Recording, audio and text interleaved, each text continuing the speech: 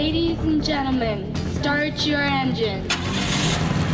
Everything moves faster here at Palmer Motorsports Park, where today Race Cars for a Cause is giving back to veterans at 130 miles per hour. For me, it was, if the passion and the enjoyment that I got out of race cars was great for me, could I pass that on to veterans and maybe share that experience with them?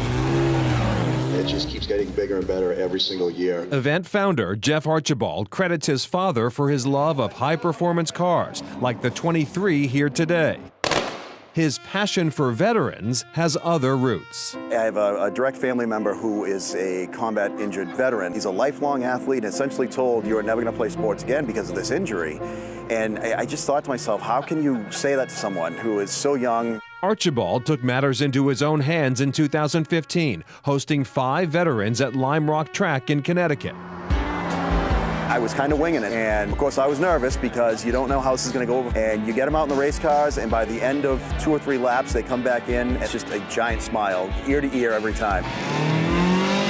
5 smiles soon became 100 plus as the events grew quickly, in part due to the partnership in Palmer. When you drive at speed, you're actually safer here than you are getting here. Where Public Relations Director Al Sandy knows the value of good memories. I came from a military family. My dad didn't spend much time at home, and so Jeff gives families the option to create new memories that they can keep forever, starting with today.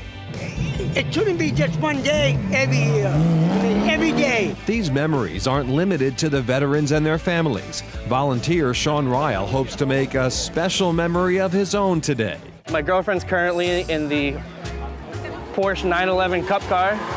When she comes in, I'm gonna ask her to marry me. As the driver signals his final lap, the family jumps into action. Both of us have been doing this for quite a while now, and it seems like the appropriate place for both of us adrenaline junkies. In fact, his only fear is that the proposal may not be as exciting as the ride his girlfriend, Michelle Giovanni, just finished. In the end, it doesn't matter.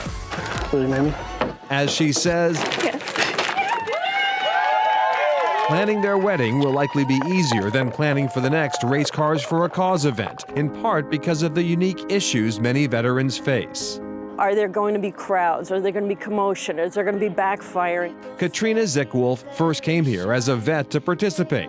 She now volunteers and points out how things that may be annoyances to civilians can be triggers to veterans. A single line of traffic, for example. If you've been in a convoy that's been ambushed, that's going to make you very antsy, and you're going to want to know that ahead of time. So most veterans know what they can and can't tolerate. One thing many of these veterans are learning to tolerate is red carpet treatment. We're not used to that. Yeah, that's how the officers get treated, but the enlisted, it takes a moment to process that. All the drivers, like Troy Velasquez, president of Com Sports Car Club, donate their time and high-performance cars in return for smiles and gratitude.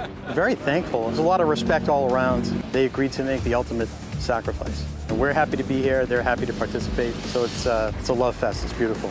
Love it. Though primarily passengers today, some like veteran Don Austin and members of the Corvette Club of Connecticut are treated to a parade lap on course. Doing stuff like this, you know, it kind of helps to make you forget all the nasty stuff.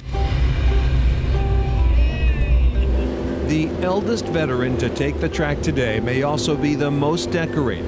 World War II veteran Raymond Cook has 2 Purple Hearts, a bronze medal, a silver star, and as a member of the 1st Special Service Force, dubbed the Devil's Brigade, received a Congressional Gold Medal, the highest civilian honor in the United States.